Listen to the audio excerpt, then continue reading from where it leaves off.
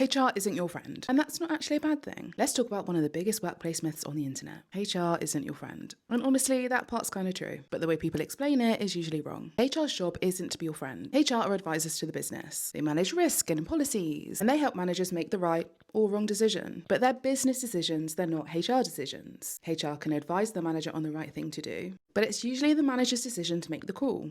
HR usually don't care if your probation's getting extended. It's the manager that has to deal with your performance. HR don't care about your pay rise. It's not coming out of their pay packet.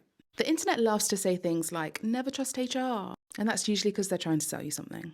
HR doesn't only protect the company, but people often forget.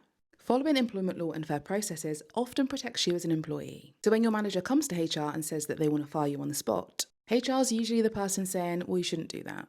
HR isn't there to be your best friend. It's not in anybody's job description. If you want someone to represent you at work, then that's what unions are for. And if you need advice, that's what ACAS or your EAP is for. But HR isn't the villain that everyone makes it out to be. It's a professional function that sits in the middle of some pretty messy situations. And they don't always agree with what management do. But HR very rarely gets to make the decisions that you think that they do. They are business decisions, not HR decisions. So no, HR isn't your friend.